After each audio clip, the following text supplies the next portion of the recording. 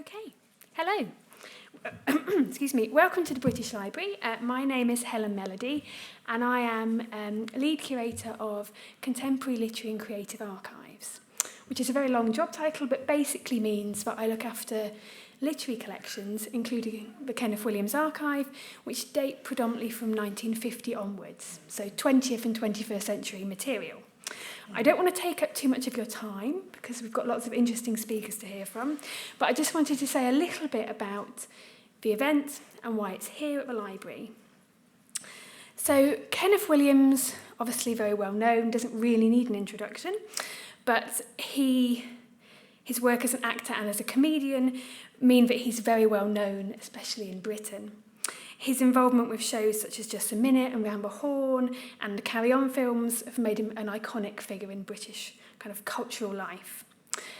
Why should the event be at the library? Well, in 2015, we acquired his archive. It contains a substantial number of diaries, 43 in total, and approximately 2,000 letters.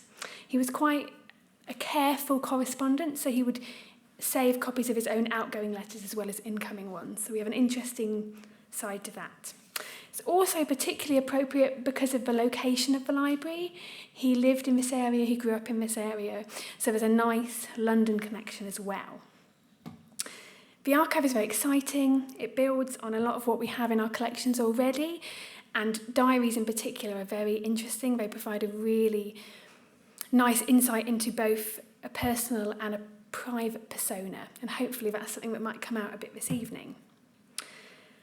Before I say too much more, because one of my colleagues is on the panel and she'll be upset if I steal all her limelight, I'd like to introduce Stephen Gale. Stephen will be chairing this event.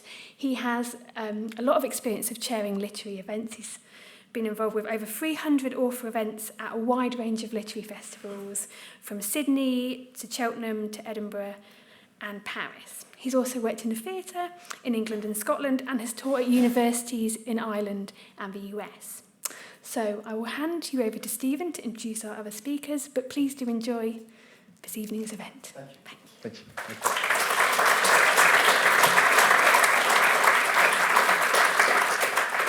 you. Good evening, ladies and gentlemen. I'm delighted to be chairing this event this evening, and my first enjoyable task of the evening is to introduce our panel to you. First of all, I'd like to introduce David Benson, actor, writer, director. Thank you very much. Next, a personal friend of Kenneth Williams, especially in his later years, who has kindly lent us many of the photographs that we will be seeing this evening. Please welcome Peter Cadley.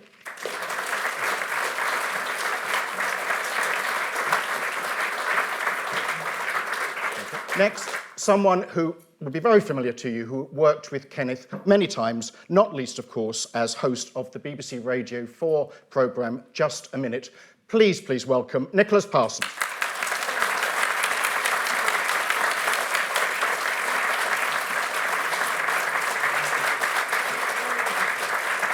In the middle, sir.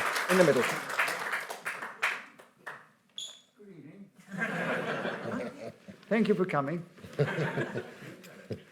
Thank you. Oh, yes, right. This is, not old age, I just had a DVD, one of those things you get from going on aeroplanes. In a DVD. I go to DVD, it's a DVT, isn't it? So I'm a bit wobbly. The brain's all right, but the legs are wobbly. Okay. And last but not least, Kathryn Johnson, who is the curator of the Kenneth Williams Diaries. Please welcome.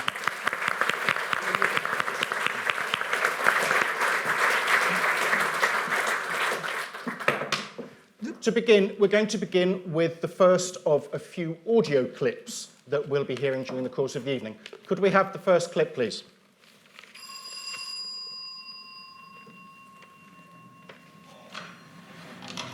Here comes someone now. Right, enter, sir. Enter the egg box, I call it. It's just 2 rooms, kitchen and bathroom, and fan. I'm known to be someone who lives very, very, what do you say, frugally? I think that's the word, you know?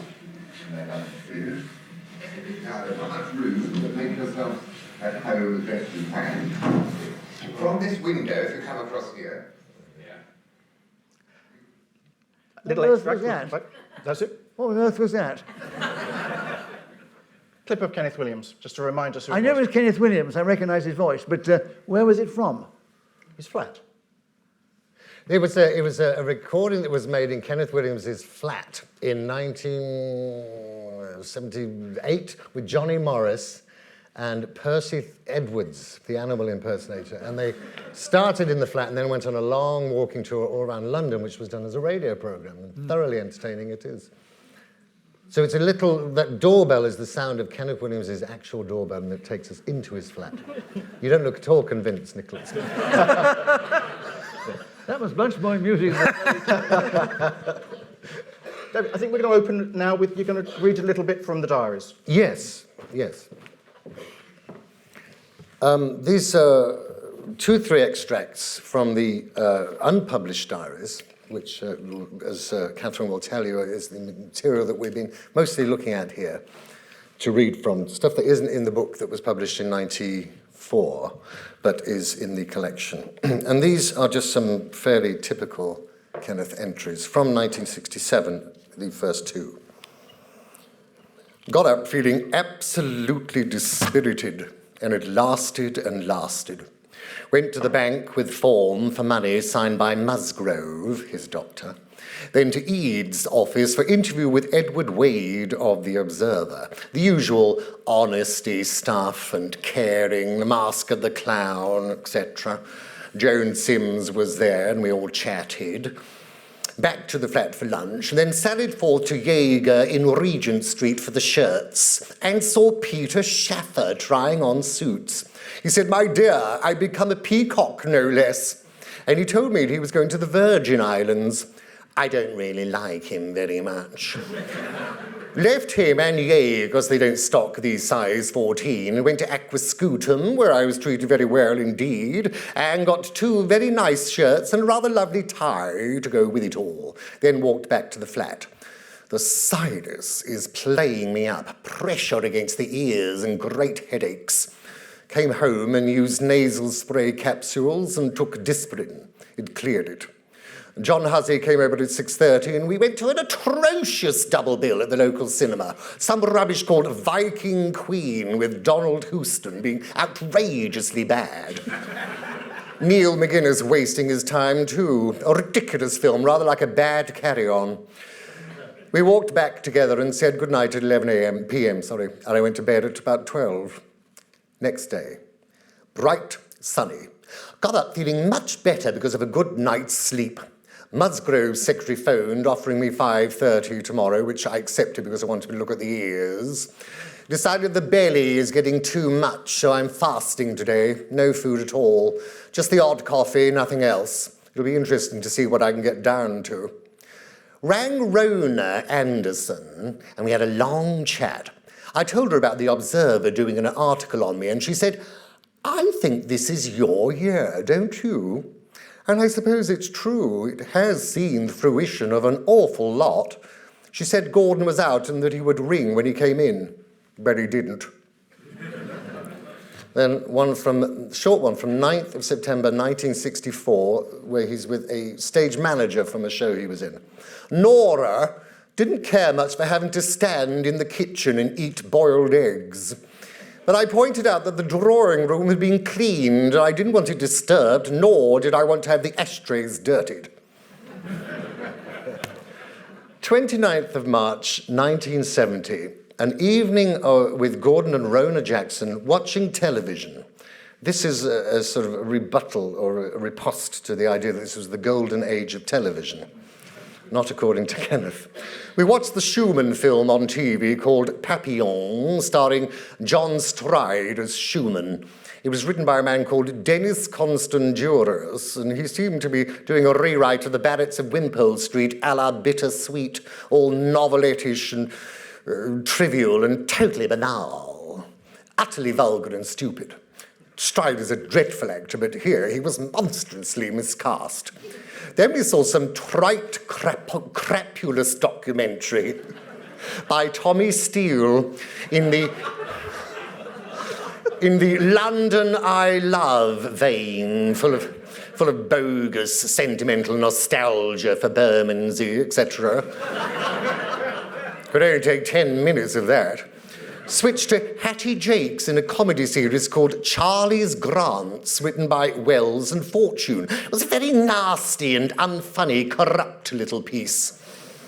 Then the David Frost Show. Here, the badness really is unbelievable. The whole Barker, Corbett, Frost setup is like some demented rep doing a Sunday night impromptu for OAPs. Then the Simon D Show. This was equally atrocious. During an interview with Marty Feldman, the latter leaned forward and said he liked all film producers except Peter Rogers, and then repeated it. It was odious. Obviously, Peter Rogers must have made him feel particularly resentful about something, but really one realised how petty and foolish Feldman is, and how very dull and unattractive. It was, by any standards, a scandalous evening of television. Gordon drove me home to Farley by 1 a.m. 30th, following day, 30th of March 1970, still cannot get over the sheer badness of that television session last night. Thank goodness I do not have a set. It's just mind-bending. That's the first end of that section.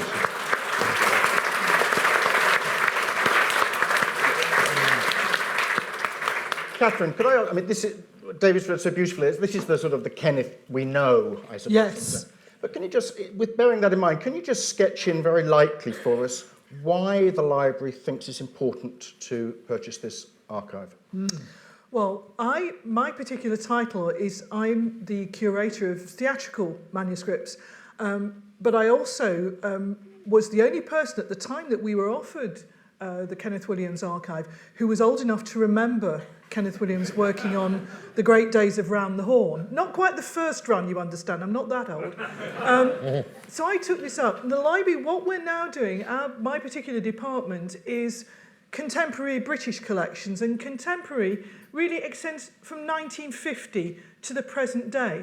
And what we're trying to do is create an accurate picture for the nation of politicians, figures in the media, actors, writers. So creating history as it's just gone past, because in 50 years' time, it will be too late. And we saw Kenneth being particularly interesting because his diary, it's 43 diaries, they spread over nearly 50 years, and it does so many things. It's a diary about London, it's a diary about the theatre, it's a diary, very importantly, about the experience of being a gay man in London, both before the liberalisation of laws on homosexual behaviour, before and after. And it's little things like how the rubbish used to be collected, what it was like in London in the heatwave of 1976. And he's very interesting about that. He talks about going into a restaurant, for example, and finding that it's so hot in there without air conditioning that you cannot stay in there. It's little things like that, and how he creates a picture of his world and the buses and the bus stops and where he goes to get his pork pies for lunch, things like that. That's why we found it exciting, all sorts of things. Nicholas, may I ask, I mean, it's anecdotally said that if somebody annoyed Kenneth, he would say, if you're not careful, I'm going to put you in my diary. Were you aware of that he was I've never heard him say that. Yeah. It's quoted. I mean, I'm in his diaries a lot, yeah. Yeah. I mean, the thing about Kenneth was that I knew him well, and I was honestly extremely fond of him, but he was an eccentric. And I think it's the eccentrics of the world that help the world to move around. But I mean, what is rather worrying, I mean, I agree with what you said, and I think that there's a very good reasons for having these diaries in the archives. But the thing was, Kenneth would get very upset with people. But I was saying before we came on, the thing about Kenneth was that all performers, when you perform, some adrenaline pumps, and you go, and you're on a sort of high, and you do the show. And afterwards, you slowly come off that high, and you come back to normal. But Kenneth was quite a different person, and I think his highs were much higher than anybody else's. And his adrenaline, you could see on just a minute, he got quite hyper, and he would punch that, and he'd get absolutely up there, incredibly animated. And then when he came down in his little bachelor flat, which is lonely and sparse, he came down to much lower level than other people. And suddenly, you know, all the angst and vitriol would come out. So people he'd been complimenting and loving before suddenly got the other side of his nature. I mean, I know that he was fond of me and respected my work, but in the diaries, you'll often think he was slagging me off like mad. I'm afraid so, yes. Peter, does this tally with your knowledge of him as a friend? Does his moods vacillate in this way? Oh, absolutely. Up and down like a horse draws, as he'd be saying himself. I mean, it could be as happy as Larry, and then the next day you wouldn't recognise him. Yeah. But it was, very much. I mean, and that is reflected in what I've read of the diaries as well. Yeah. And Kathryn, is this reflected in the diaries themselves, in terms of the sort of changes of mood? Yes, very much so. There's almost a sort of rather a waveform that you will have something. I got up this morning, it was absolutely beautiful. It may have been raining, but he liked the rain, and he goes to the theatre, and before the end of the day, he hates the director, he hates the cast, he hates the play, he wonders why he's ever in it. And God, I wish I was dead is generally how he ends it. And one of the reasons that I feel very strongly that he didn't commit suicide, we all know the terrible thing he wrote at the end of the day. He'd written those exact words at least twice before. And it's as if he wrote it out of his system in his diary in a way that he didn't do in his letters, even in his letters to his close friends, because the diary was his. It was as if he could let it all out in there and then shut the cover, and only he would look at it. But the question I would like to ask you is this. You can see that in proportion, but the people reading them who take it literally, could they fathom that sort of atmosphere and character foibles of his nature? Because do they take it just literally and think, oh, there's Kenneth going off about something? I mean, all those things we heard, snagging off those people in those films. You see, the public are very literal in the way they react to things. You're sufficiently intelligent to see the thing in proportion and know that he was on a high and he was getting excited by something, or he was on a low and he was slagging everything off. But do you think the ordinary members of the public see it that way? I think if you did things just in isolation, you could perhaps see when he is being very unkind about people, when it's if he loads one insult after another onto someone. There's the famous instance where he calls Joan Sims, and sorry about the language, a cow-cunted mare, and goes on to just goes on and on and on and gets it out of his system. And at the time, I think he exaggerates what he said, but it's actually Hattie Jakes. This all took place where they were filming Carry On. It's Hattie Jakes that says, "Stop it, Kenneth. You know, there are other people here who don't wish to hear this." That he would get like that. But in the diary, I think that's why seeing it in context is important. But it's interesting what you say about proportion, Nicholas. He didn't have a sense of proportion. He got a pimple on his nose. Now, I know actors have to be fussy about their complexions. He got a pimple on his nose, he was dying of skin cancer. If he got a lump in his ear, he was dying. He lacked someone to tell him, Ken, it's a pimple. And, of course, he would make it worse by going to his batterie de cuisine of creams, prescription creams, tablets. If he had indigestion or he had a slight hangover, he'd say, "Oh, I didn't feel well," went to bed, fell asleep, woke up at 2 a.m, took 5 Alka-Seltzers. He lacked a sense of proportion. He wanted instant feedback on things. He'd go to his doctor would say, "You've got this particular complaint," and will prescribe him something. He will go and get it at a pharmacy in the West End. Later that day, he'll say, "It wasn't working, so I threw the entire packet in the bin." And he doesn't just say that once, he says it several times. It's as if he was like a child who never grew up. He wanted instant action from everything.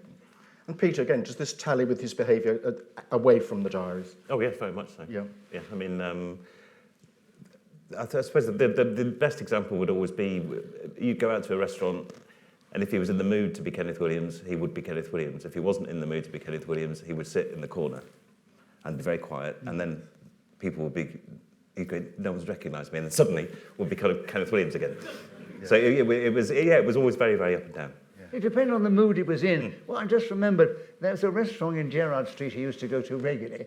What was it called? It was an Italian restaurant there.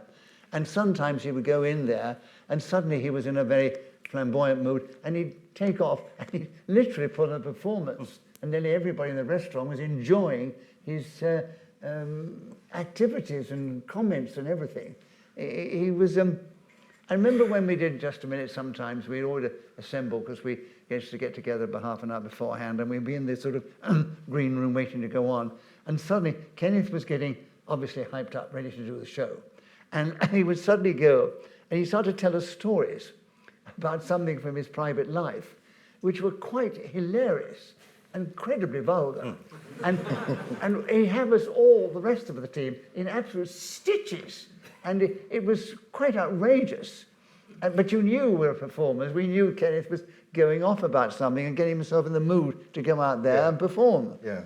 But I wonder, would the ordinary public, if they've been there, think, would they have taken it literally? In what way literally? I mean... Well, I mean, it was too exaggerated to be literal. Yeah. I mean, if you took it literally, you would thought, that couldn't have happened. It was over the top, it was far too much. There seem to be incidents in the diaries which are a mirror image of what actually happened, and there's some that I identified years ago, one of which is the famous incident where he went to see Frankie Howerd performing at the Establishment Club in 1962, and wrote in his diary, there was a dreadful woman in the audience. He was brilliant. This awful woman kept interrupting, and he dealt with it superbly, but it really ruined the evening. But when you listen to the record, what he didn't realise that it was being recorded that night and was released as an album. And you can hear this going all the way through the show and really spoiling it. And not only that, but there's somebody with him. And we now know from the diaries it's Maggie Smith. And they're both going, and really disrupting the show. And Frankie Howerd deals with it very, very well.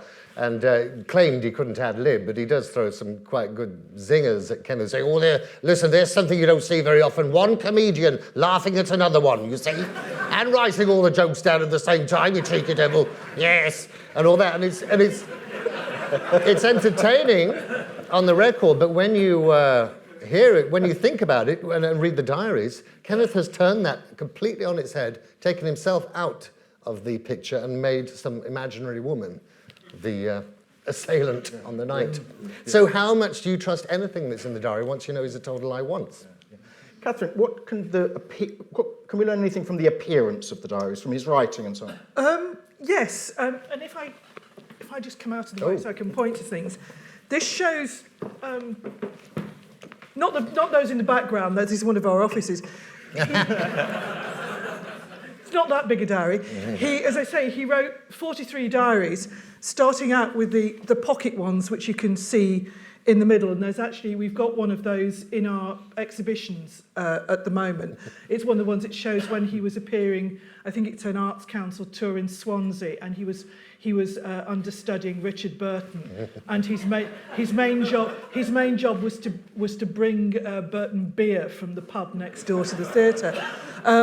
And you can see those little ones in the middle there. That one closest to the camera, you can see it looks rather shiny. It's actually one of those ones that looks as if it came in a set with a handkerchief and a cigarette case. It's got a metal cover. Then he went on to a size of diary which you really don't see a lot about. You see the Let's Death diary, which is about the size of an old-fashioned hardback book, about 8 by 5. And he wrote about 16 of those, and he really liked that size. And then he went up another size to the quarto size. That's the pile at the back that's got the blue one on top. And that was his favourite size. He was writing in those from about 68, 69, 70, 71. And he was cramming the words in. They were literally day to a page. They had a full page for Saturday and Sunday. He occasionally had one of his things when he went to stationers and found that their day-to-day diary put the Saturday and Sunday on the same day, so he had the half a page each and he wasn't doing with that. Then finally he found they weren't making, he liked Let's diaries the best, they weren't making those, so he went on to the A4 diaries, which are the ones at the back. And he got to about 72, 73, 74, and he just then starts to smooth off a bit. He's not writing quite as much. But at his height, he was writing, our original estimate was about 100,000 words a year. But when I was reading 68, 69, 70, 71, he was cramming the words in minutely. He would get 25 to 30 words on a line. And I reckon that some of the diaries have probably 150 to 200,000 words in each diary. So that's one of the reasons why it's not yet available, because we have to read all of it before we can. Just to give you an indication of one or two of the things that are in it, can we have the next image? Could I ask before you go, he didn't fill up all those wonderful books at the back, did he, as well? No, those are ours. Those belong to the collection. He would have loved to. Books. This is what I've been waiting to see. This is the famous, I'm sorry it's very... Ken, as most of you probably know, trained as a draftsman at Stanford's, the map makers. And that little tiny writing at the bottom, he used that for notes, footnotes. He would put an asterisk in the margin and then cram several lines if you wanted to go back. And that says, chart showing progress of the bum from the 22nd of February, which was the first day out of hospital. And this was when he had the really fairly serious operation on the bum. It says bad, tolerable, fair, good, excellent. And I'm sorry I've forgotten what the top one is, but you can see how it steadily gets better until it gets to a sort of tolerable state of affairs. This is actually very small. That piece of paper is only about 2 or 3 inches high, but he recorded that faithfully every day. At this stage in his diary, he would have at the top, he would put bum, and then it would say how he felt his bum was behaving, and then it would say BM for bowel movement. Oh, it's improving this job, reading his diaries. At one point he had an outdoor thermometer just outside his window. He'd record the temperature and the weather, and he would do that every single day. He was fascinated. He listed calligraphy as his hobby in Hutu, and if I can have the next one, please. This you see is July 1967, and you can see just in those 2 pages, he's actually 2 different styles of handwriting. That's actually, he complains a little further on about that he's very disappointed in that particular pen, the top one. The bottom one is much, much finer. And then if I can have the next one, please. The opposite page, you see here again, he's written a whole note in this mapping pen, and he swaps over. At this time, late 60s, early 70s, he can write in 5 different styles of handwriting on the same facing page. By the time you get to the middle 70s, he starts to be just ordinary handwriting, and he sticks to the same writing. And you can always tell when he's writing late at night, when he's had more than 2 glasses of wine. And sometimes I think he was so displeased by what he saw the next morning that he would razor the page out and put a plain page in and write the date and rewrite the account of the day. But he very, very rarely left it till the next day. He usually wrote the same night and would just put a few notes about the evening. So that gives you a general idea, I hope, of what the diaries look like. Thank you. Marvellous. That's very interesting. Good. I'd like to talk a bit more about his work, but I know we've got another audio clip. Could we have audio clip number 2, please, which is from Just a Minute? Oh, I've heard of that programme. You've heard of this? Take a point, and you're also the subject, and there are 16 seconds of playing with my yo-yo starting now. My yo-yo is small and golden and furry, and I keep it in a little box in the pantry. David Benson. Oh, I'm so bored. Well, obviously you're not a yo-yo. What a load of rubbish. We never thought of lies, deviation. Well, I'm sorry, as bored as you may be, sorry, Kenneth. I'm sorry, you're obviously not a yo-yo fan. I disagree with your challenge, so Andre keeps the subject, she gains another point, and there are 9 seconds, Andre, for playing with my yo-yo, starting now. A charming little hamster. Delightful company. Kenneth Williams, why have you challenged? First of all, we have a description where she's supposed to be playing with it. We have a description of the third and the goal. Now we get hamsters. What's it got to do with playing with yo-yos? It's deviation. Yeah, all right, she's gone on to hamsters, away from yo-yos. That's its name. What? Yo-yo. The subject is playing with it, not the names of hamsters. I do see her point. She was going to tell us. You may see that point, but I certainly don't. I never had women on the show in the first place. I think, Andre, to be fair here, you didn't reach the Quite point. right. Oh, shut up, Kenneth. You did not tell us in time that your hamster was called Yo-Yo, so Kenneth managed to get in before that with a challenge, which I agree. 6 seconds for playing with my Yo-Yo, Kenneth, starting now. With my yo-yo, someone thankfully that I gave up many years ago and personally. Wonderful, wonderful. Bravo, Nicholas. 1971, that was. Yeah. Nicholas, was he a professional? Was he always very professional? Oh, he was utterly professional. Yeah. I mean, he was a true professional. He knew what he was doing. Yeah. He played to the audience, Yeah. always, whatever he was doing. But he wanted to get the laughs. He wanted to get the reaction. He was most engaging. Very difficult to handle, but wonderful. I mean, I always introduced him last. When I went out there, I'd bring them on individually, having done a little mini warm up. And Kenneth always came on last, and we were usually at the Paris studio, and he always sat down there, bottom right, and he'd come on, and that's where the entrance from that side, and he'd walk on, and he'd stick his little bum out, and he'd do his little walk, and play to the audience, and they loved him. And in other words, he worked that audience from the moment he first appeared. Yeah. And he was a true professional, but he loved performing, and obviously, once he had an audience, it put him on a high, and he was quite amazing. The thing was that I think one of the best stories about Kenneth is that Ian Messiter, who created the game, would think of the subjects, and he knew that Kenneth latterly enjoyed the show so much, and he loved it because it gave him an opportunity to show his knowledge and erudition, because he was a self-educated, self-taught into person, and so he chose a somewhat academic subject for him. And since it might have been something like Aphrodite, and I said, Kenneth, it's your turn, and the subject has come to you now as Aphrodite. Now, Ian Messiter thought of this deliberately because he probably knew Kenneth knew something about it, and he started to preen himself to the audience like that. The audience would, oh, yeah, and he was all ready to go. And he launched into his thing about Aphrodite, and within a few seconds he was challenged for hesitation. And he went into an absolute sulk, because he knew this had been chosen for him, and he was stopped in full flow. But he covered it, his anger, by being very funny with it. Oh, no, you're not because you could stop with it. No, you're fools to yourselves. No, I was just about to go. And he'd go off like this, you see. Audience would roar with laughter, but I knew deep down he was bloody frustrated, because he wanted to show off his knowledge of Greek mythology. And so the others didn't want the subject. They knew nothing about it anyway. And I would then have to be a little bit of a psychologist and try and find some way in the show to ease him back in. And when I did, I said, well, Kenneth, you've got back in again now. This audience is your audience. They're just waiting to hear from you.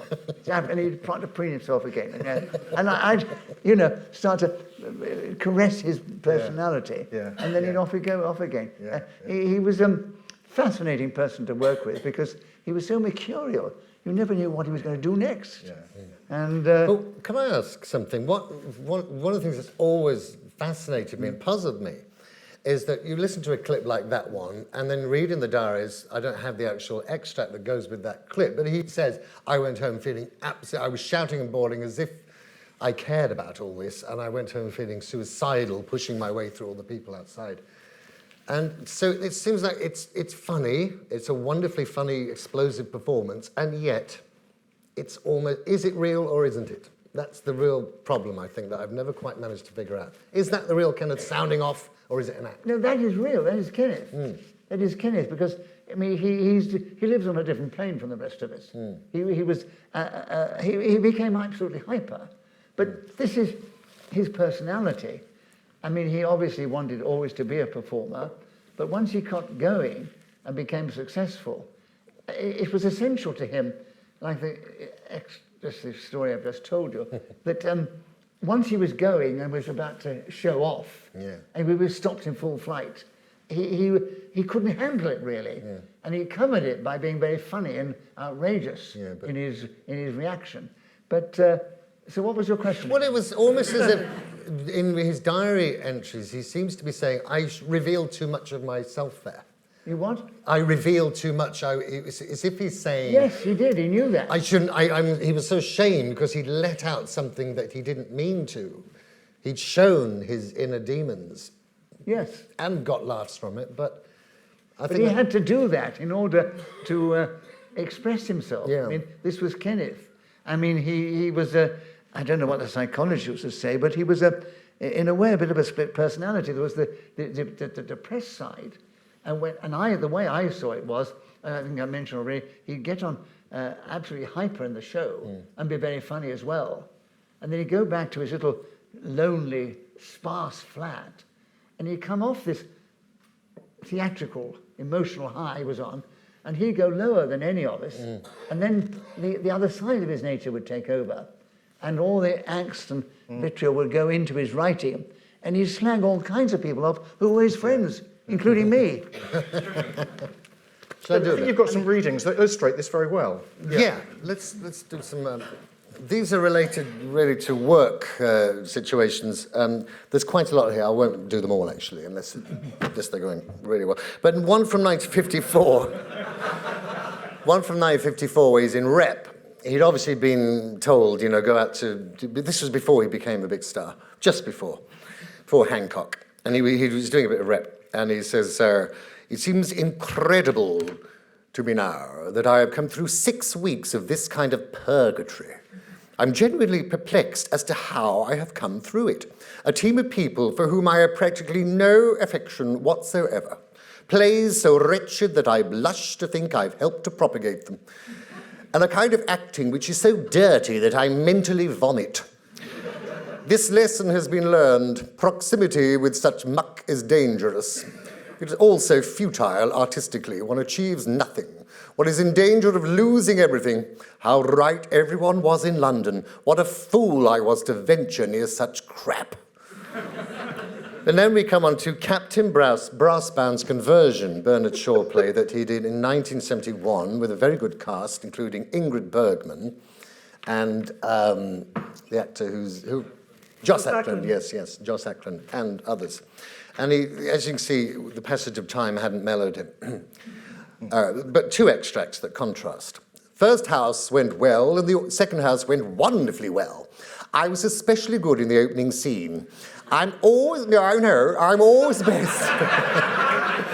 I'm always best when I feel free and uninhibited to do the kind of work I really want to do, the work which comes to me in an auditorium utterly naturally. I know that I should gaze out wide-eyed into the audience for the line, "Dear me, we comes in with vanity and departs in darkness, don't we, governor?" The rest of this cast fill me with despite aesthetically. They don't bother to polish the dialogue, they don't know how to do it. And between Philistinism and lack of verbal technique, they all hang like the temporary decorations at a tatty celebration in a public house. Most of them spend their time in a public house. They actually go there to the one opposite the stage door, and the odorous breath in the trial scene is utterly repugnant. They're a wretched lot of rotten old rubbish. It's no good dressing it up. I've tried that, saying, oh, they're very good fellows, really. But after nearly half a year of it and nothing learned, they will just go on like this for the rest of their lives, drifting from one acting experience to another, and the only fruit of their labours, wage packets. Small wage packets. Because that's all they deserve. Before I left the dressing room, I was appalled to find that someone someone had used my private lavatory and not pulled the chain. It was revolting. Took 3 flushings to clear. Oh. The sooner I'm out of this theatre, the better. Going back a couple of months, 20th of May, 1971. And this is in the published diaries, but we wanted to put it anyway because it's so lovely. Evening show, etc. And after, I went up to see Sir Noel Coward in Ingrid's room. He was with Coley and Graham Payne. I sat at his feet and told him about Stanley, Baxter, and me passing the National Gallery today, and me quoting, "We've seen the National Gallery opened, the House of Parliament burn, the introduction of income tax, which gave us quite a turn," and Stanley saying the quote was, "Coward, of course, who else?" He was adorable and said my performance was very good. "You are one of the few actors I know who can be outrageous and get away with it, and we love you for it." At one point, when Ingrid mentioned Eleanor Jews, he said, "I saw her. She overacted dreadfully. Even when playing an 18-year-old at 60, she never had a shred of makeup. And her hair was snow white, done up in a terrible sort of bun at the back. It was all most discouraging." He looked very tired and kissed me on both cheeks with real affection. Impossible to tell him what I really owe him. But I did say, "My debt to you is infinite, and your dialogue and your lyrics go on delighting me and reverberating me through me every year. There's not a day when you're not with me, especially when I sing 'Now in the bright clear morning.'" And he replied, "That's my favourite sentimental lyric." And he said I was clever to remember the words. When he'd gone, I said to Ingrid, "It's been a beautiful evening, and you have made it all possible. You don't realise how much warmth, delight, and love you bring into a room with you." Walked home thanking God for bringing all my dreams to fruition. I couldn't sleep for the excitement. Isn't that lovely?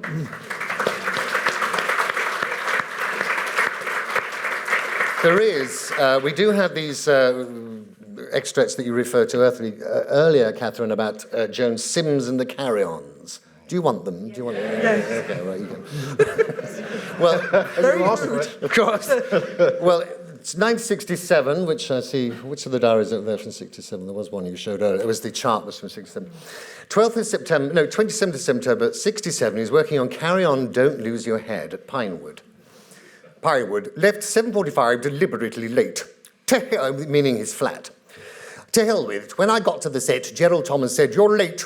And I said, "You can blame the car hire firm. If you don't like it, you can provide me with a car yourselves." He didn't like that at all. Put him in a terrible mood. I couldn't have cared less. They stuck me in a pit of filthy water yesterday. I hurt my eye. They didn't lose a night's sleep over that. I could have got flu from it, but that didn't worry them either. We did the scene where I have all that protesting to do about my sister being ravaged and challenging Sid James to a duel. It was lousy. There was another long sequence with Peter Butterworth and Sid in drag, which must have lasted 3 minutes, and everybody clapped at the end. I should think that means it must be terrible. When it came to the end of the day, we had to do a shot together, and she, Joan Sims, said after it to Jerry Thomas, "Oh, it was awful. I was terrible. All the sparkle's gone. I can't be funny anymore." And she looked very defeated and sad.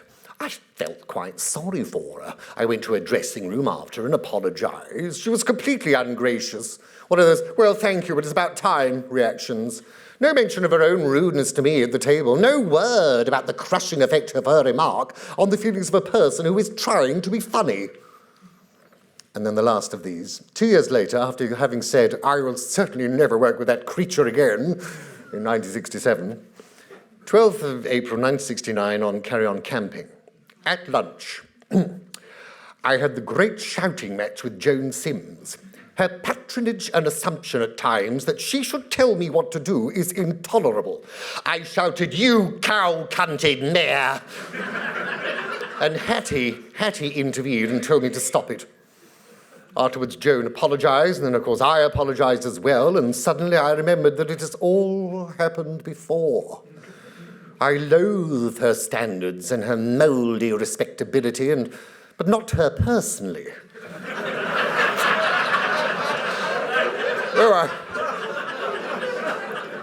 I don't know, though.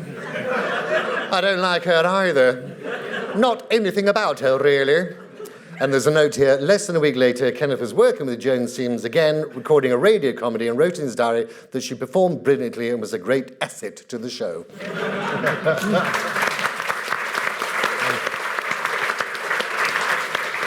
Can I come in there? Because this illustrates Kenneth's incredible jumping from one extreme to the other. Yes. Because I worked with Joan Sims in a play called Uproar in the House at the Whitehall Theatre here, and Joan and I were very close. We used to chat a lot. And she told me stories, and what she told me was that Kenneth actually wanted to marry her.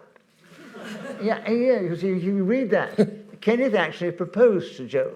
And said, okay, this is what Joan told me. She said,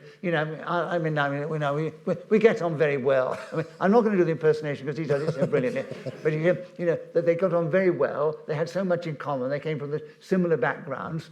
And he said, we'd make a lovely couple. There wouldn't be any of that miserable, dirty old sexy stuff. We don't want any of that. We're just friends. We were together. And she said, I said to Kenneth, I said, well, that's already right for you, darling, but what about me? I quite enjoy that.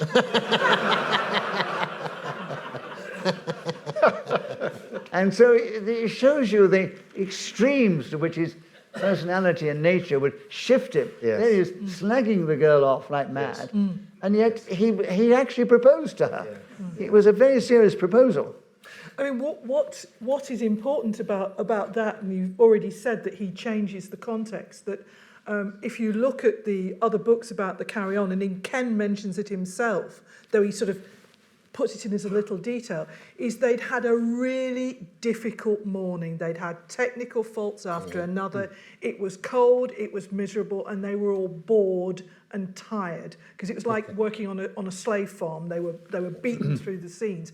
And they were all sitting about in the canteen, and they'd had people shouting at them all morning, dialogue going wrong, and all they wanted to do would be quiet, but Ken wouldn't let them be quiet. He kept jumping on the table and singing very rude songs. And what starts the mare business up is that Joan said, oh, please, Ken, stop it. We just want a bit of peace. And he chose that to interpret that as being a personal insult. And it's not the only time he does that sort of thing. He didn't have an off switch. If he felt he needed to entertain, he did it whether people wanted it or needed it. Peter, did he talk a lot about his work, as it were, at home, off stage? Yes. Yeah? Yeah, a great deal. I mean, all the way back to...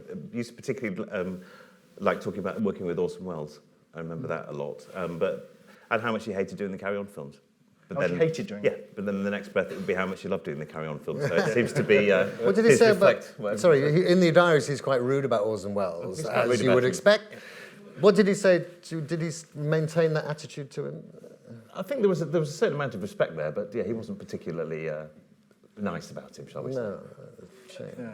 As we know, Wells actually wanted Kenneth to go over to America to perform at the Lincoln Center, I believe it was, in the Shakespeare season. He wouldn't do it.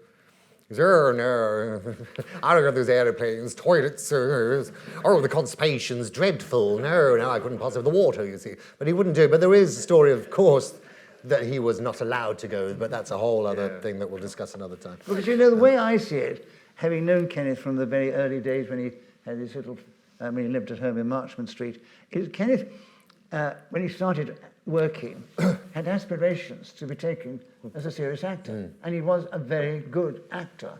And in fact, I saw him, I mentioned it, his son Joan was playing the Dauphin, and it was a brilliant performance. But this is how, and I see the fact that he got into this broad comedy, and it sort of took him over. And he never respected that. He found he could make a good living, and he was trying to write his diaries, and he got good money from it, but he never respected his work, as you know, in the Carry On films and elsewhere. He thought it was debasing his talent in many ways. And he was an extremely good actor.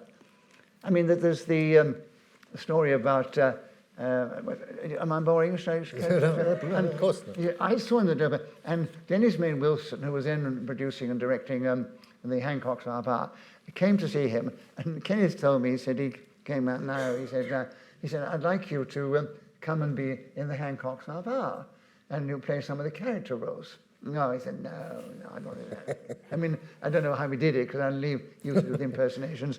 And he apparently, according to Dennis May Wilson, whom I knew well, turned it down and said no, but eventually was persuaded.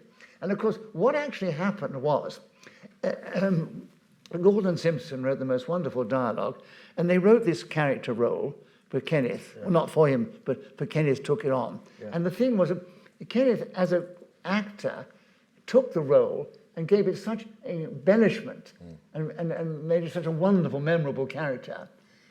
It just took off, and he got big laughs, and it was brilliant. And that's what irritated Hancock. And Hancock eventually got rid of him. And his reasons were, he said, well, no, because what he does is caricature, it's not character. And it was very sad, because I think one of the funniest radio sketches ever was the aeroplane. Yeah. What was it called? What's it called? The test pilot. Test pilot. The test pilot. Yeah. I mean, that was absolutely brilliant. I mean, they were both marvellous in it, but I mean, it was Kenneth.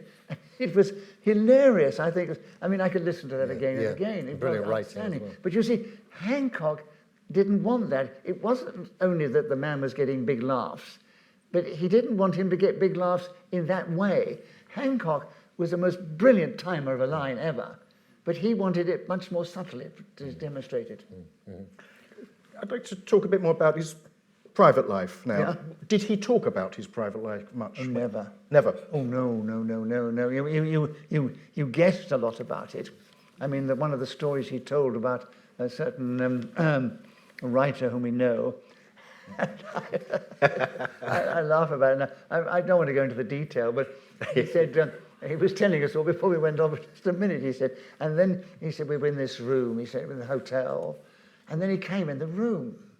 He got his dressing gown on, and he had a pipe, and he wanted to try and seduce me. I mean, with a pipe, he didn't and the way he told the story, only Kenneth could tell that story. I mean, he said, well, no, I told him to get a package, shove his pipe up his arse. I mean, but this is Kenneth. I mean, nobody could. I mean, I don't know if it was true or not, but it sounded true. Yeah. And but this is Kenneth. He was outrageous, and but he used every incident in his life to make it more flamboyant than it was and more colourful. And with his particular delivery, it was always incredibly funny. The best storyteller ever. Maybe because he wrote a diary, which I think helps storytelling technique. Obviously, we've got a lot to get through, and there's probably going to be questions. Yeah, so what do you want to read a little bit from the diaries when he's on holiday? Yeah, there's one bit from the holiday, then we have a bit about Louis, which and then we'll take some very much questions. like to hear from Peter on that. So I'll read. You might want this, David, as well. Oh, well... Or do you think we've got time? Well, I tell you what, there are some photographs which Peter brought in, which are extremely rare and astonishing. Yeah, if we could have the ones of the holiday snaps. Yeah. These are from Morocco. Probably, some of them are probably from the mid-60s. Do you want to just flick through them? That's, I don't know whether... I mean, that's like from a Carry On film, isn't it? Straight out of a Carry On film. And they're beautiful. Just bash through them. They show Kenneth mostly with friends, having a good time. Look at him here. I mean, it's a lovely picture. It's not at all the only picture of him topless, I think, isn't it? Some lovely portraits. Obviously, and that's Joe Orton. Now, that's a very... Sorry? With George Borwick's handkerchief down his... With George Borwick's handkerchief down is the front of his pants to make him look more... That's some kids in the street. Yeah. Beautiful pictures. That's the lot, David. That's the lot. So, well, there's one, actually, I think probably because of time constraints, we'll just do... I'll read the one about Tangier, and then we'll go to Louis. That'd be lovely. But this shows a slightly different take on his experience in Morocco. Right, 3rd of August, 1971. Had lunch with Jim as my guest, and my adorable Mustafa Jean came in. I was delighted, for he's such a joy, so huge and beautiful and growingly dissatisfied with everything Moroccan. I gave him 100 dinar, and he brightened. There was that flashing smile and gleaming teeth. Later, I was on the terrace dozing in the sun, and he came in and shook my hand and said, I go now. and he probably blew the lot, but such a boy should be indulged.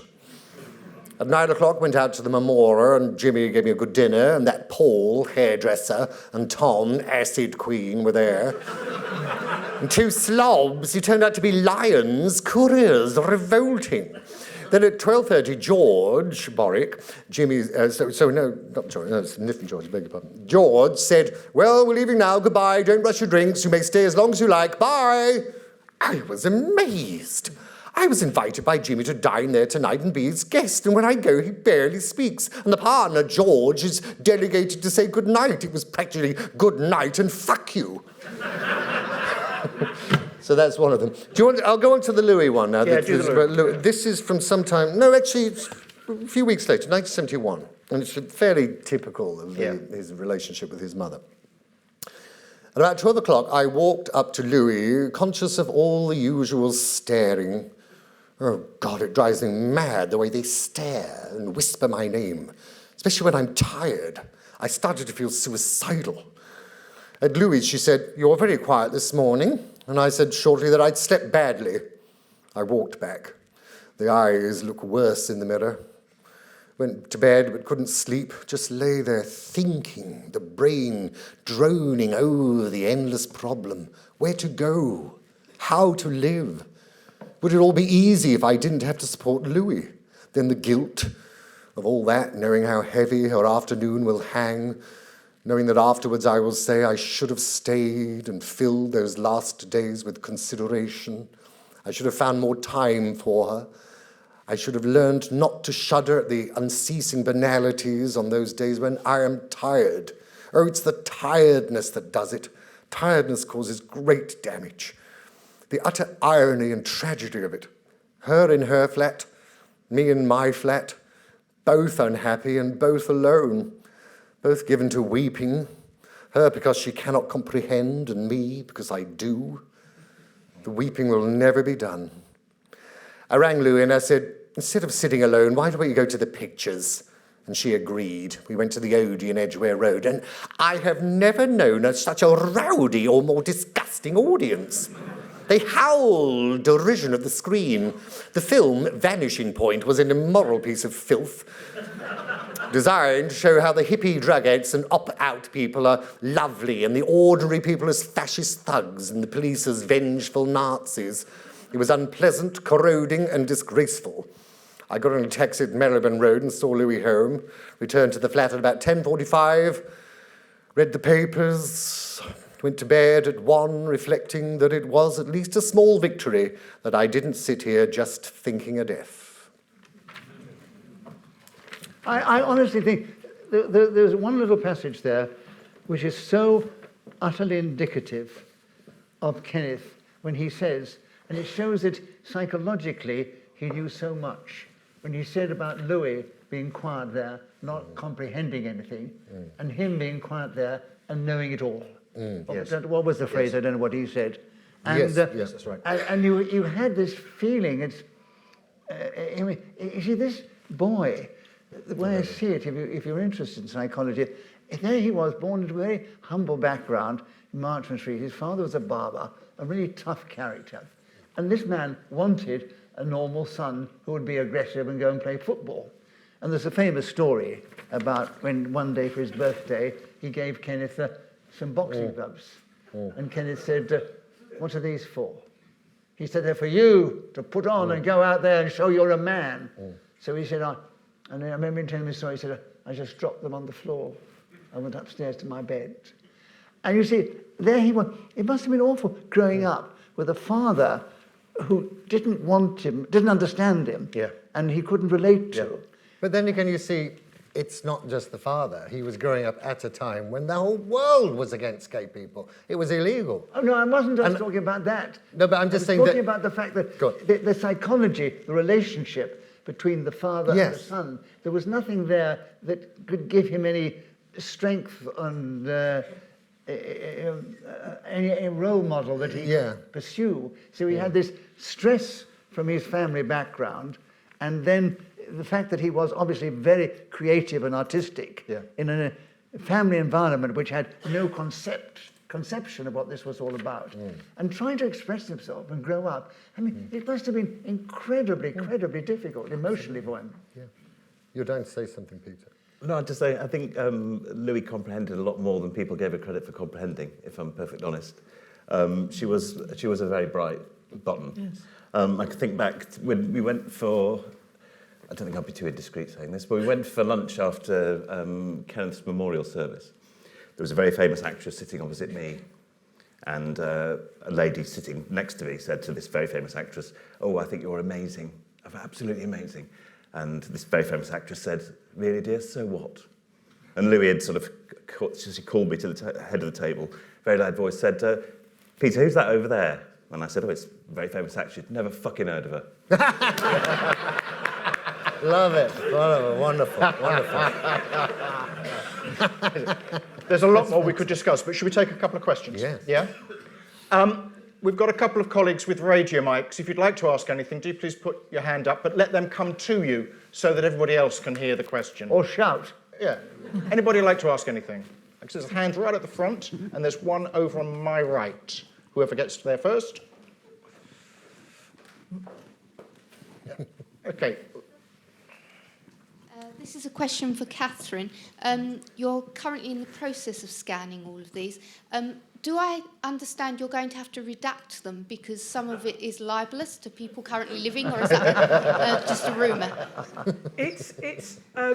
I tend to use libelous as a shorthand, as you all know, especially if there's lawyers here. Are there lawyers in the house? You cannot libel the dead. What I have to take, both me and my colleagues, is the Data Protection Act, which gives people a reasonable expectation of privacy. So that where Ken is wildly indiscreet about the private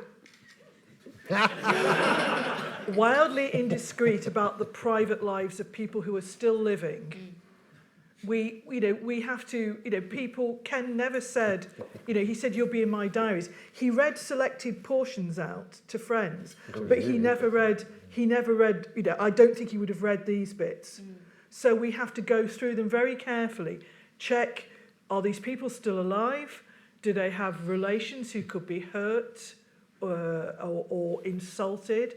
And then we can decide. If it was letters, we could just take the single letter out of a bundle. There's lots of modern papers we do that with, and they're reserved for a period of years. We can't just tear a leaf out of a diary. So what we will be doing, we've just started doing it, it's quite a slow process, is to take digital images of the whole diary, and you can see from that, those pictures how huge it is. And there is software which will allow us to redact passages which we feel would hurt people who are still alive.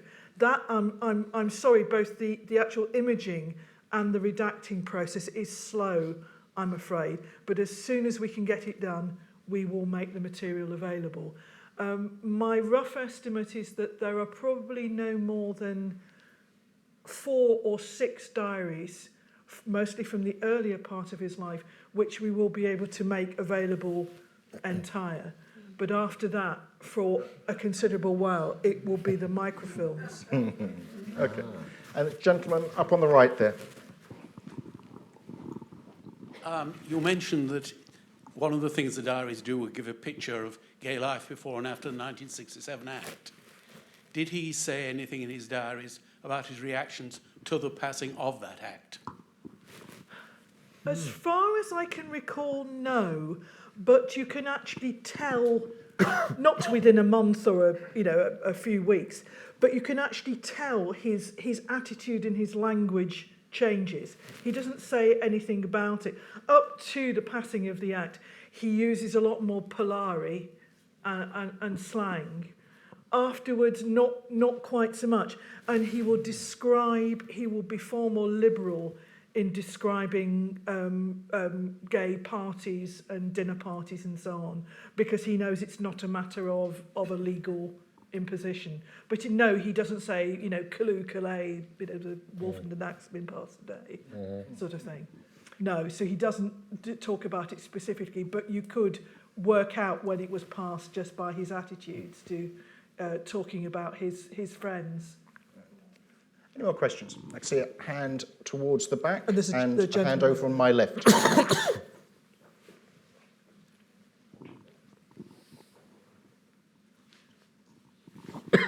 Hello.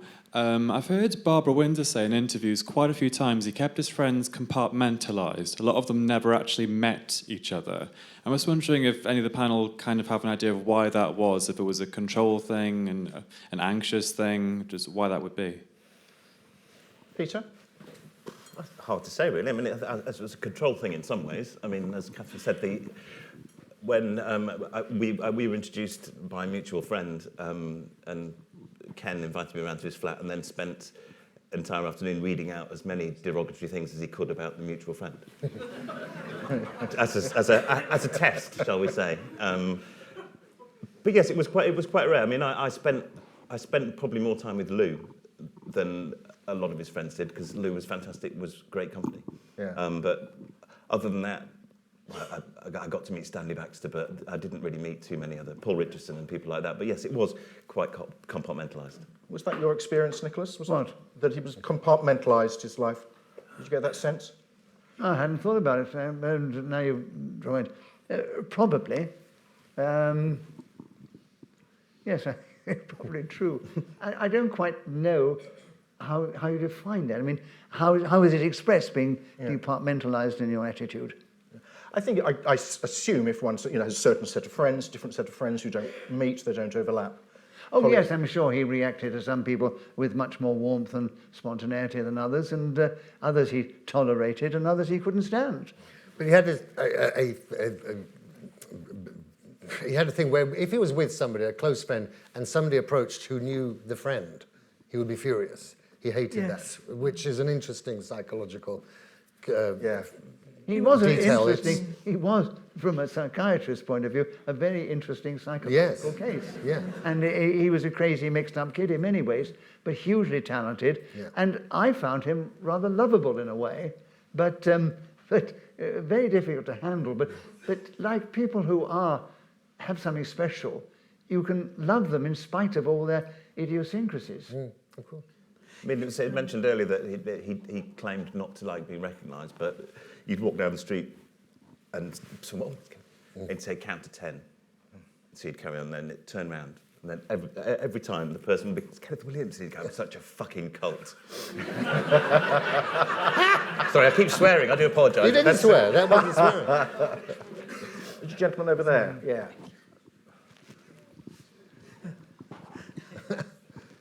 Hi. The readings you gave this evening, I don't think they're in the published diaries, are they? There's one that was, but most don't recognise it. They didn't seem particularly contentious, so I wondered why some of those ones had been cut, and basically how much was cut in the original ones that were published, and why, really.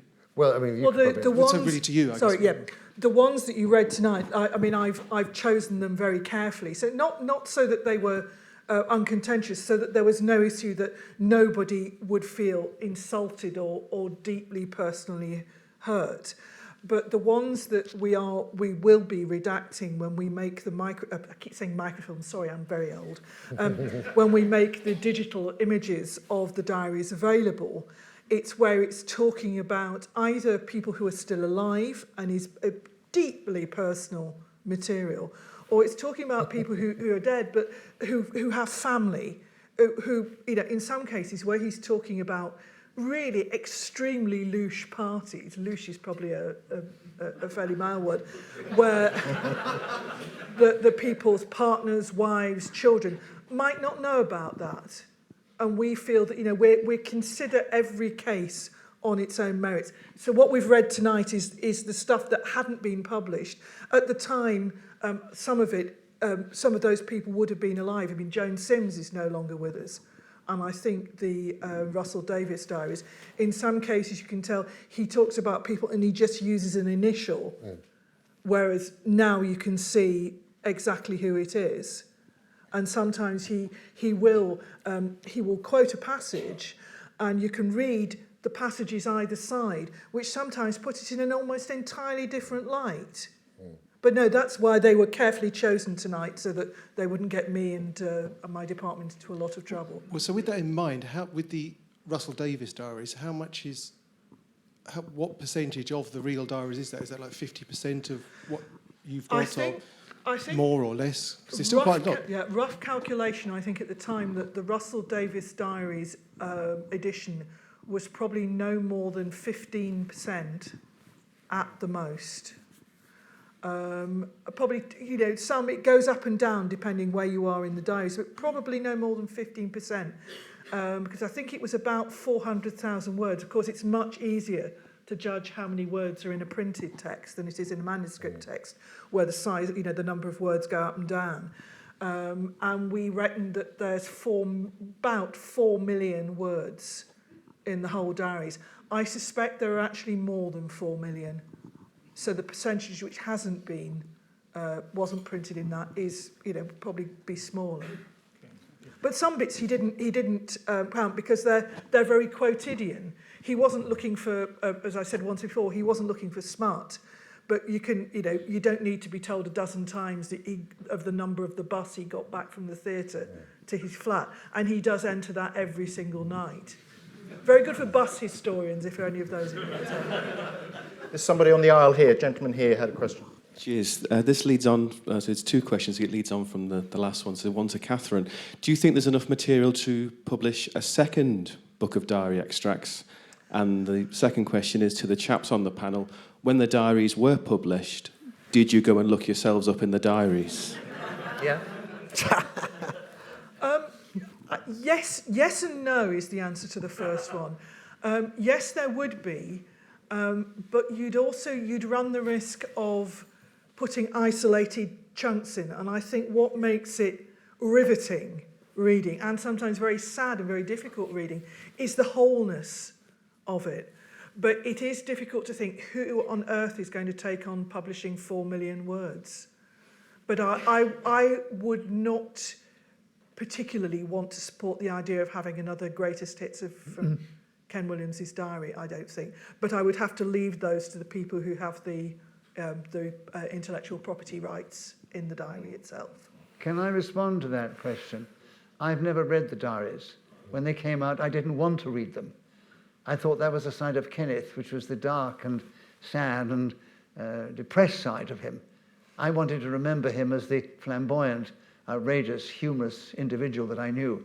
And I never read them, and I deliberately didn't want to read them. I didn't want to read all that depressing side of his nature.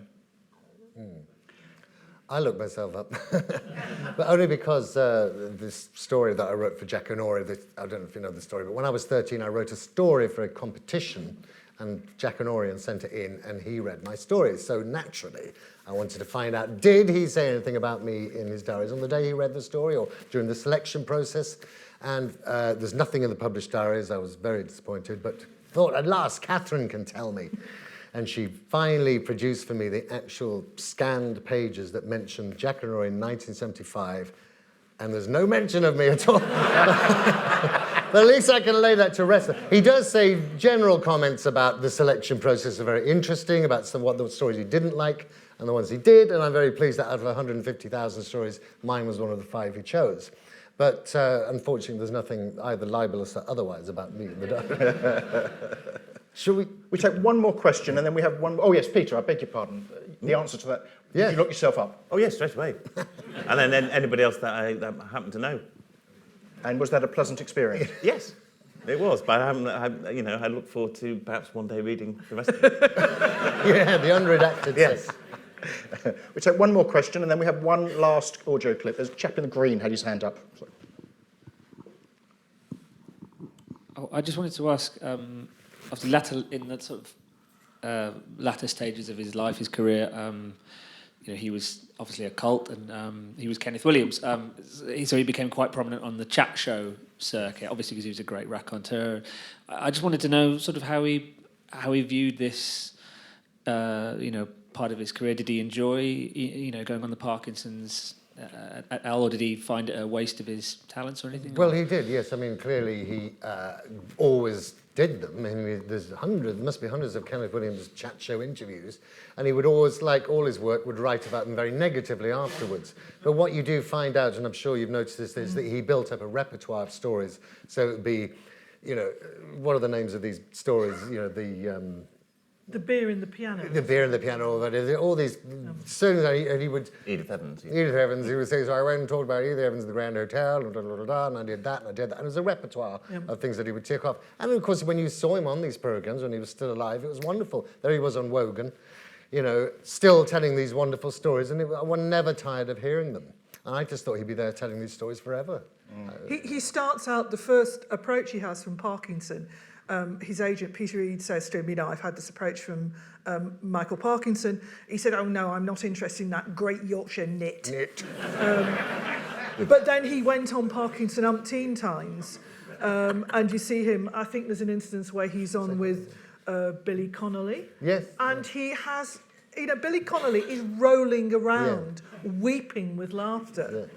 And he sings a rambling Sid Rumpo song.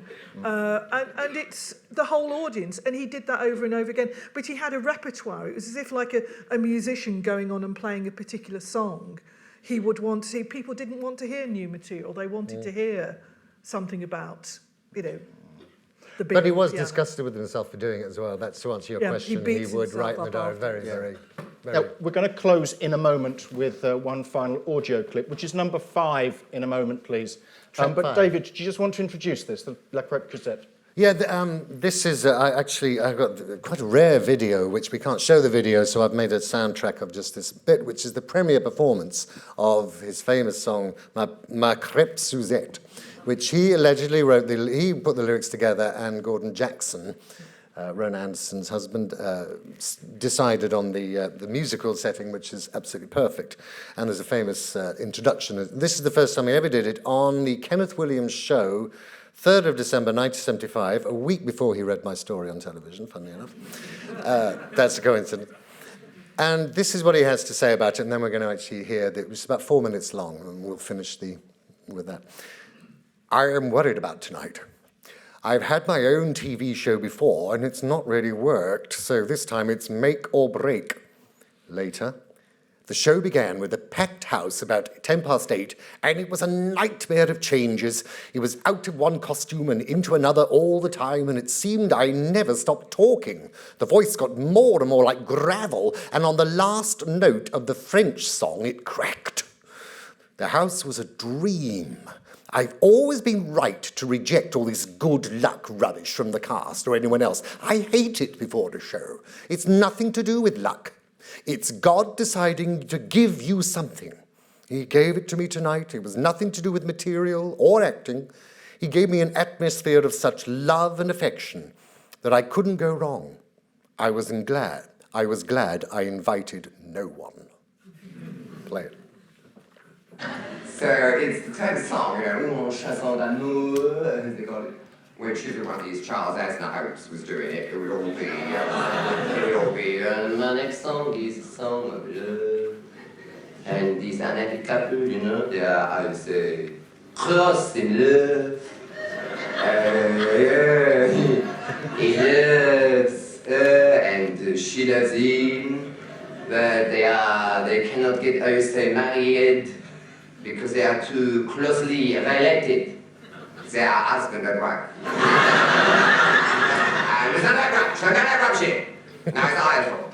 This song, and it's the first time it's ever performed in this country, is a rather beautiful ballad, so let's have a reverent hush. If you can't find it, find a curate. For this very beautiful number, which is entitled Ma Crêpe Suzette.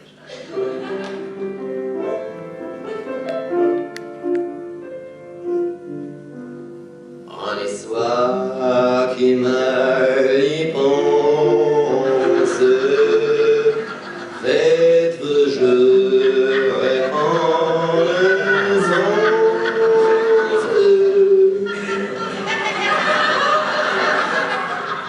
allez, sniff, allez, dis donc, badinage, ma crêpe suzette, double entendre, vrai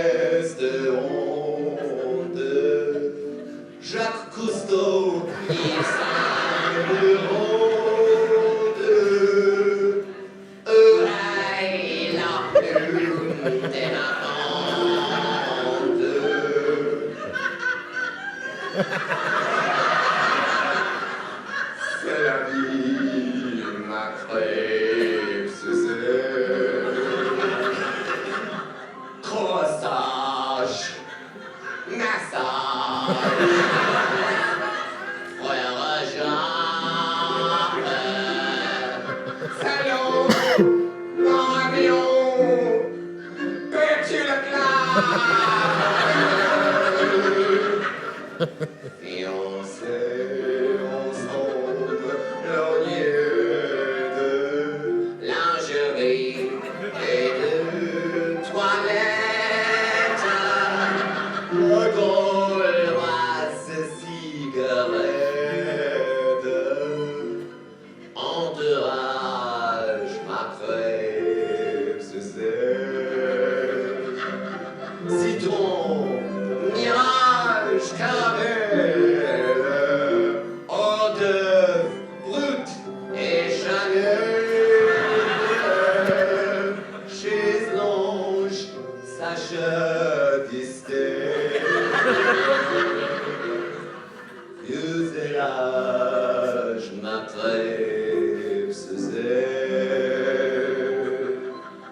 Prince né, fidèle, commissionnaire,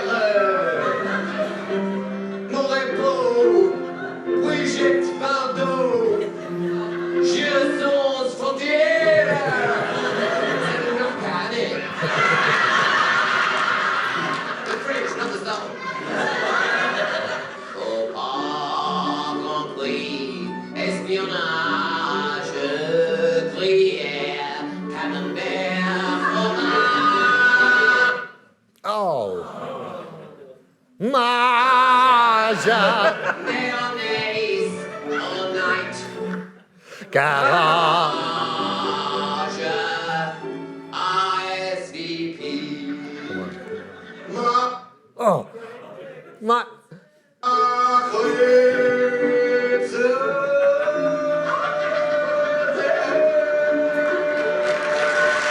Yes. We got there.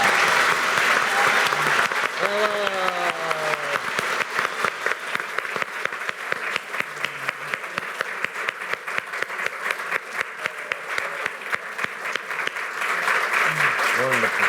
Thank you very much. Thank you. And if you wouldn't mind, just one more time, please join me in thanking David, Peter, Kathryn, and Nicholas for being with us this evening. Thank you. Thank you. And Kenneth.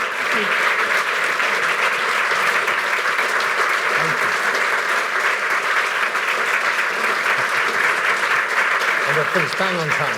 Yep. Bang on 8 o'clock. Okay. Bang on 8 o'clock.